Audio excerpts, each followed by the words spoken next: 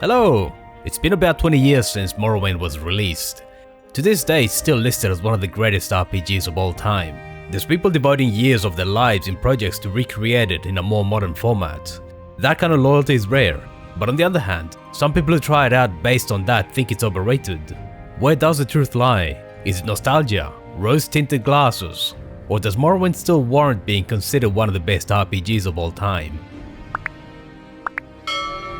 One important thing that I'd like to note is that one reason opinions are split is because some people look at what the game is, and some look at what the game is and what it aimed to do. Let's not mince words, Morrowind is old. That means that its graphics are clunky compared to more recent games. Guards will do some basic patrols, but NPCs generally stand around. Cities are small compared to modern games. The whole map is pretty small once you remove visual tricks like the fog. Combat will feel clunky and you sometimes miss, even though you just saw your weapon hit. If you compare Morrowind strictly on what it is, then it'll fall short on many departments. That's a fact. You can explain it by pointing to the age of the game and that it was pretty good for the time. That's true as well, but shouldn't that mean that disqualifies the game from being considered one of the all-time best? Pretty good for the time isn't the same as all-time. This is where we come to what the game aimed to be. Morrowind aimed to reflect its lore and world building in every aspect of itself. It aimed to be a game where you could roleplay a character of your own creation.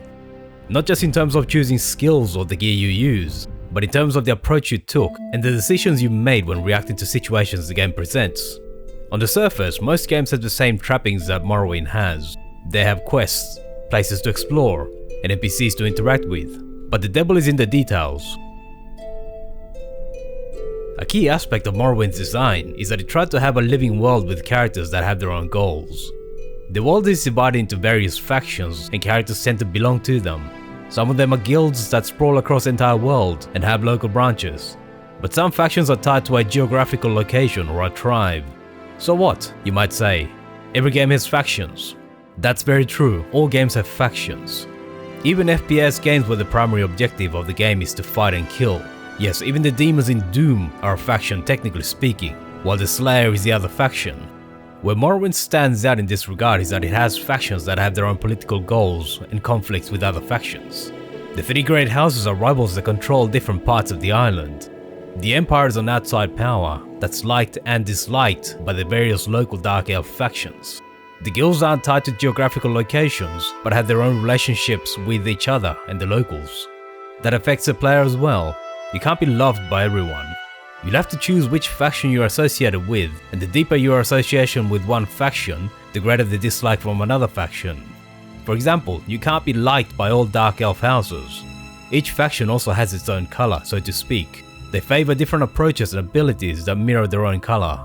In order to advance within a faction, you'll have to meet certain ability requirements and have a certain level of reputation with them. If you wanted to argue the point, it's true that it simply comes down to doing quests for them and getting a numerical relationship score up. NPCs simply stand there, and the only things you can do are engage in dialogue or get quests. If anything changes in the world, it'll be entirely because of your actions. But that's more of a function of the technical limitations the game faced, rather than a lack of vision. Let's compare that with Skyrim, the latest installment of the same Elder Scrolls series. You can join every faction without penalty, they're all fine with that. You can advance as high as you like without any kind of requirement. Yes, you can actually be the Archmage of the Mages Guild while only being able to cast the most basic of spells. And not surprisingly, Skyrim's faction system is regarded as a joke even by people who like Skyrim. While Morrowind's inadequacies are due to technical limitations, Skyrim's are due to a lack of vision. From a perspective of what Morrowind was aiming for, it still has one of the best well-developed faction systems around. Most games, especially RPGs, have quests, but most games do quests the same way. Follow the quest marker, speak to this person or get this item, follow the quest marker back to the giver. Most quests and games tend to follow a paint-by-the-numbers approach. Rockstar is particularly well known for this. Take one step outside of what the developers had in mind and the quest will fail. But one of the things that is often mentioned about Morrowind is that there's no quest markers. The quest dialogue does give clues, but you have to speak to people, gather the information, and piece it together into actionable choices.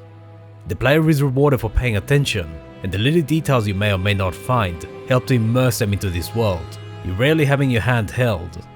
That's very different from the way most games hold your hand.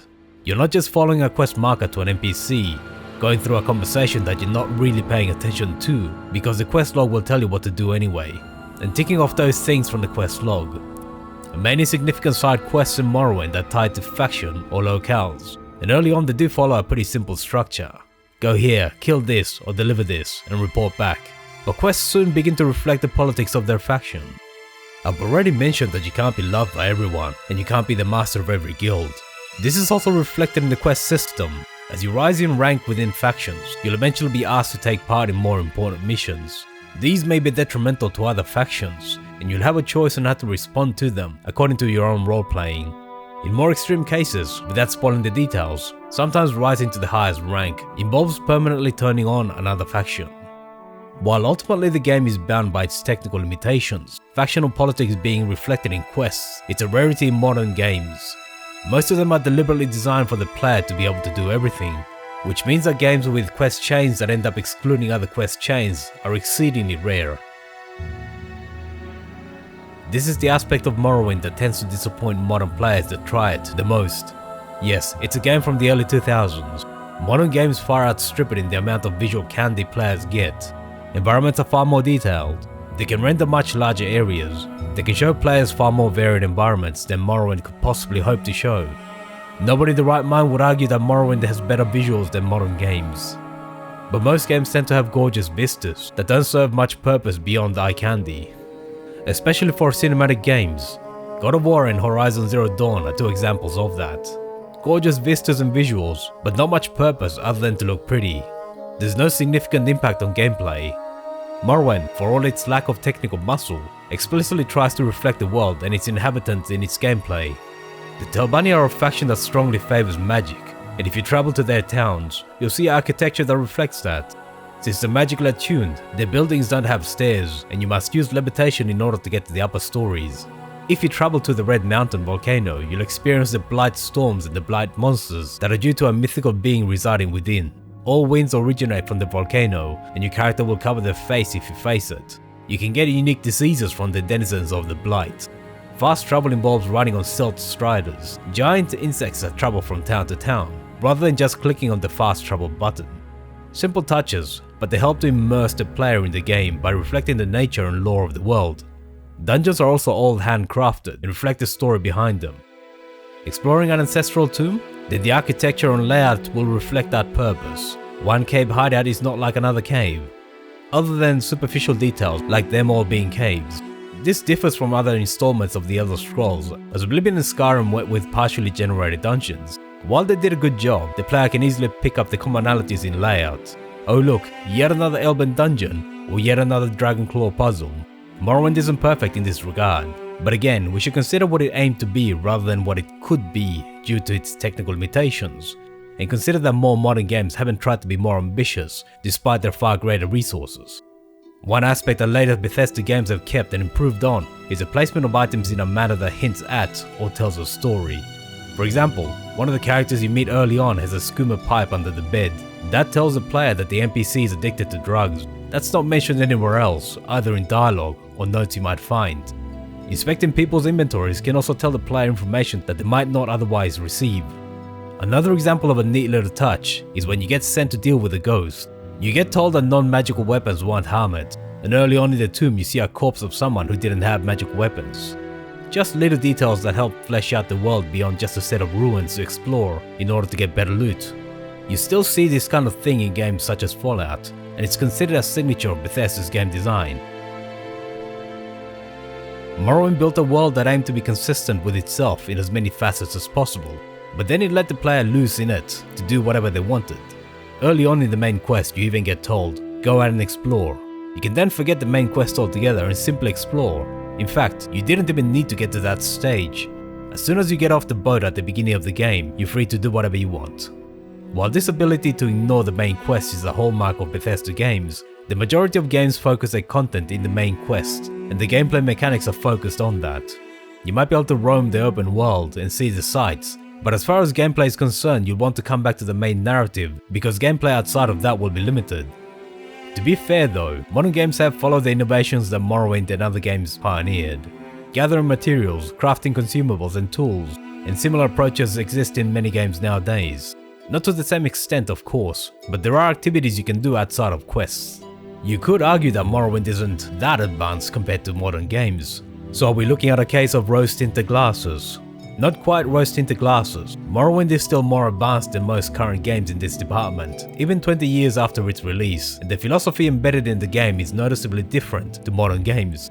In other words, what it tries to do, not just what it could do based on the technical limitations of the time. The difference in approach is even starker when you consider what Daggerfall tried to do. That game literally attempted to create a world that you could live in. You could not only look for promotions in guilds, you could purchase property, and even your own ship, in a massive world no less. If anything, Morrowind was a step back when it came to player freedom. Yes, there were even more limitations in Daggerfall, and things could become repetitive, but the philosophy was there, even if the technical limits meant it couldn't be fully realized. This philosophy still remains in later Bethesda games. Fallout 4's settlement building splits the audience, especially the part where you have to babysit them whenever they get attacked. But you can see that it was an attempt to offer gameplay independent of quests and pre-scripted activities. So what is Morrowind? Is it a masterpiece or an example of overhyped nostalgia? My answer is neither, and both, as you might have guessed. When people call it a masterpiece, there's usually a bit of nostalgia involved. But at the same time, the people who dismiss it as overhyped might be missing the philosophy behind it. Fundamentally, every player will come to their own conclusion, but what this game tried to do, and the philosophy it embedded, still remains unrivaled today. That's why it still deserves to be counted among the best games of all time. Thanks for watching all the way to the end. Let me know what you thought about it in the comments. Feel free to leave a like, subscribe and hit the bell button to be notified when new videos come out. See you soon.